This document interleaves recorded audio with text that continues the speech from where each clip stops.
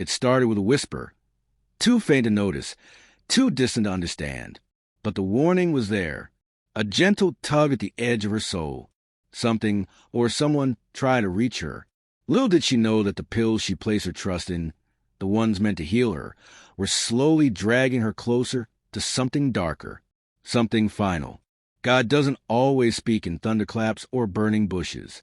Sometimes his voice comes through signs, dreams, or a silent angel who tries desperately to get your attention before it's too late.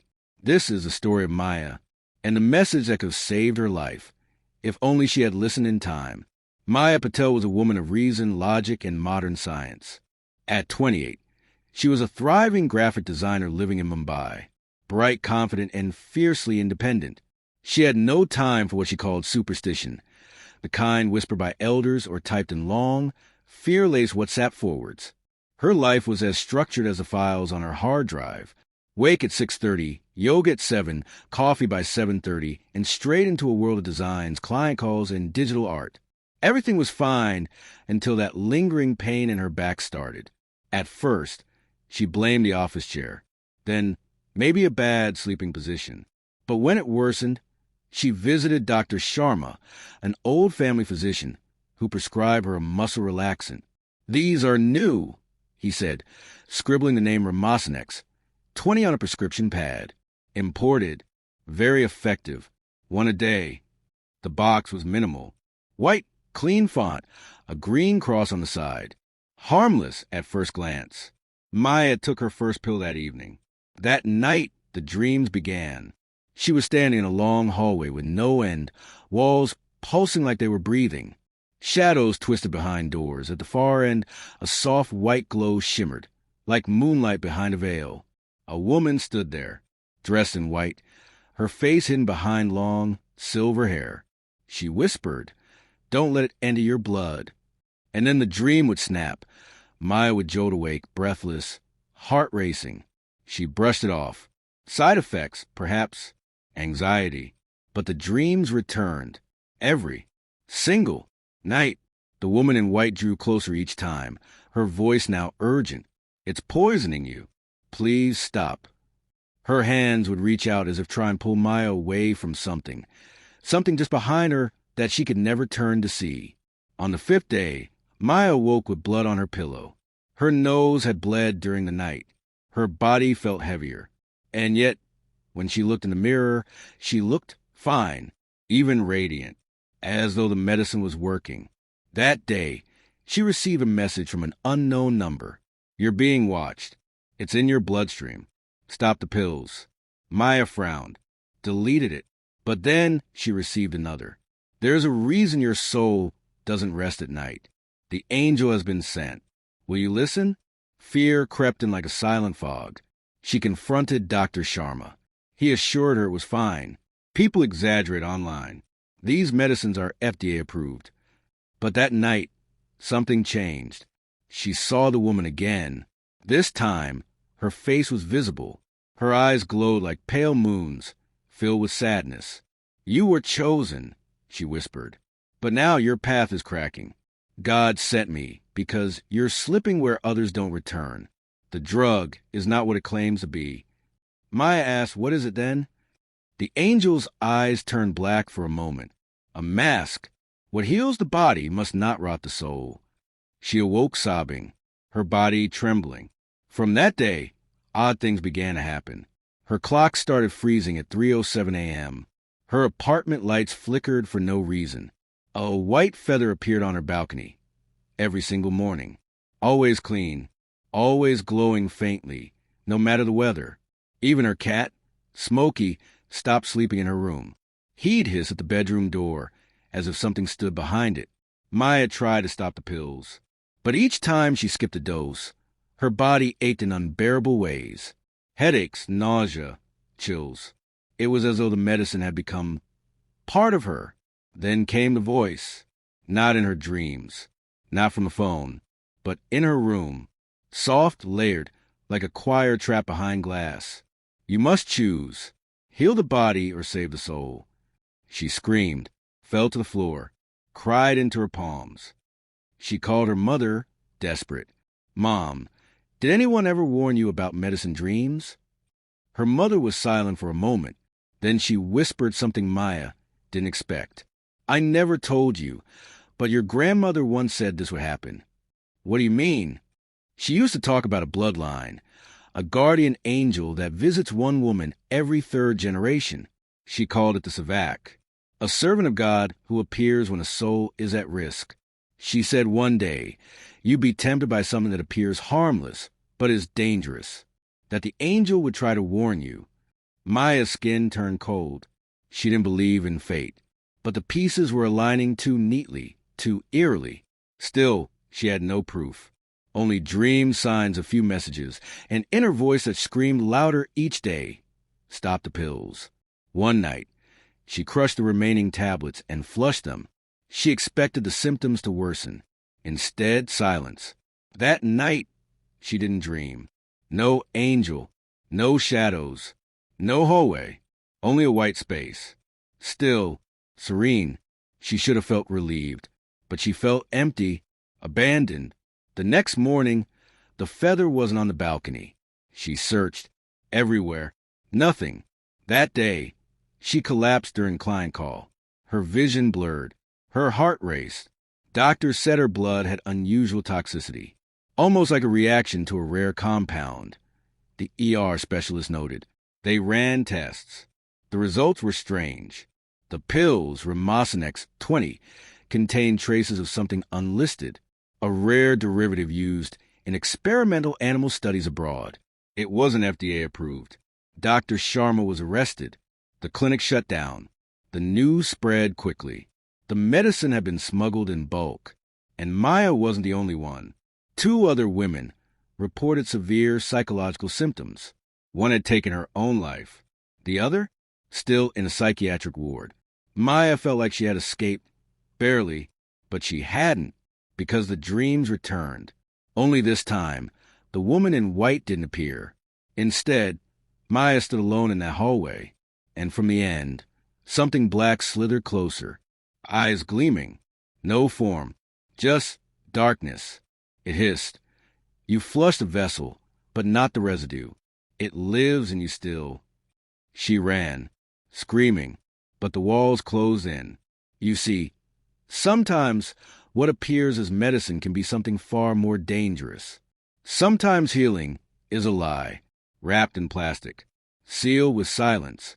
And sometimes the only one who tries to warn you is an angel God sent. But even angels can't break through the walls of disbelief. Maya was warned. She even listened. But by then, the shadows had already found a way in. Will she survive? Or was the medicine just the beginning? The days after the exposure felt like walking through a slow-burning nightmare. Maya returned home from a hospital with a medical report that made her blood run cold. No name for the compound. No antidote. The doctors called it an unclassified neurological disruptor. All they could do was advise rest and observation. But rest was the one thing Maya couldn't find. The first night back, she awoke at 3:07 a.m. to the sound of humming, faint and melodic, like a lullaby sung in reverse. Her room was bathed in pale light, not from the moon, but from a shape in the corner. Human, but not. She blinked. The shape vanished, but the white feather had returned, this time placed on her chest. She didn't know whether to feel protected or warned. Each day, she grew more sensitive to sound and light. Her eyes saw things others didn't. Flickers of motion in reflections, faces in glass. Her thoughts weren't her own anymore. They whispered back to her. Voices in her head argued, some gentle, some vicious. One voice kept returning. You were marked. Maya tried to resume work, tried to sketch, design, create, but her fingers trembled. Colors looked wrong. And every design she attempted somehow formed the same image, a long hallway with a figure in white and something black behind her. She remembered the angel's last words. What heals the body must not rot the soul. So she turned to something she had never believed in, faith. She began praying, not with ritual, but with desperation. God, if you are real, if this angel is yours, please help me understand. No answer came that night, but a dream did. This time, she was inside her own bedroom, but it wasn't her. Everything was rotting. Mold crept up the walls. Mirrors were shattered. The white feather floated midair, burning as though made of smoke. The angel appeared, no longer calm. Her eyes were dark now, weeping ink. "You let the poison open a gate," she said. Maya stepped back. "What gate?" "To a realm not meant for your kind," the angel said. "It fed on your belief that it was safe. Now it believes you are the medicine." Maya shook her head. "What does that mean?" The angel looked sorrowful. "It means it will use you to infect others." Maya woke up screaming. She couldn't sleep anymore, couldn't trust her own mind, so she reached out to help. There was a quiet man named Elias de Souza, her father's old friend, a mystic, a man people laughed at, who lived alone in a modest house near Vasai Creek. When Maya told him everything, he didn't flinch. He listened. Then he took out a worn notebook and flipped through yellowed pages. "This is old," he said, "pre-colonial. It speaks of a spirit of healing that mimics medicine, but is parasite-born. A deception. It feeds on trust, pretends a cure, then binds itself to your consciousness." Maya asked, "Can it be removed?" Elias looked at her sadly. "No, not removed. Only transferred or starved." "Transferred? To who?" He closed the book. "It's what it wants. To move, to grow. But if you starve its influence, it fades. That takes time. Isolation, cleansing, prayer." So Maya locked herself away. No phones, no screens, no human contact. Each night, she lit a candle, sat on the floor, spoke to the air, prayed for the angel to return, for the warning to make sense. One night, she coughed up blood. Inside the tissue was a strange black thread, like burnt hair twisted in a spiral. Another night, all her houseplants died overnight. Even the plastic one had melted. The worst night came 3 weeks later. She heard knocking, but it wasn't at the door. It was from inside the mirror. She walked up, slowly. In the reflection, she saw herself, but smiling, wide, empty. Her reflection raised a hand, knocked again, and mouthed something silently. "Let me in." She screamed, smashed the mirror, cut her hand, and then collapsed. When she awoke, she was in the hospital again. But this time, something was different. No dreams, no feathers, no voice. Elias visited her. "It's weakening," he said. "How do you know?" He pointed to her drawing pad on the bedside table. She hadn't touched it in weeks, but someone had. The top page showed a new image. The angel, smiling again, her eyes now soft. And behind her, the blackness cracked like glass. "You're taking it back," Elias said, "reclaiming yourself." It wasn't over, but it was shifting. The doctor said her blood had cleared of toxins, but Maya knew better. It was never about chemicals. It was always spiritual, a test of trust, intuition, and faith. She returned home after a month. The white feather was no longer there. But every night at 3:07 a.m., she still heard the hum. Only now it didn't feel threatening. It felt like a lullaby, a reminder. She began to paint again. This time, angels with broken wings, women who bled starlight, demons hiding behind medical masks. And slowly, her story began to spread. One of her digital pieces went viral, titled "The Pill That Opens Doors." She got emails, so many, people saying they, too, had felt something strange after certain medications. Some saw feathers. Some had dreams. Some never came back. Maya realized something terrifying and beautiful. She wasn't alone. The angel hadn't come for her only. She had come to warn all of them. You see, we live in a world where we place our trust in bottles, labels, and people in white coats. But sometimes, healing doesn't come from what's prescribed. It comes from the whisper no one hears, the message no one sees. An angel warned her. God sent help, but help doesn't shout. It whispers. And if your soul is too loud, you might miss the most important warning of your life. So listen. If the medicine doesn't feel right, pause. If the dreams begin, watch. If the feathers appear, believe, because God's message doesn't always come in the way you expect. Sometimes it comes wrapped in silence, through an angel who doesn't stop, until you finally hear her say, "Don't let it enter your blood.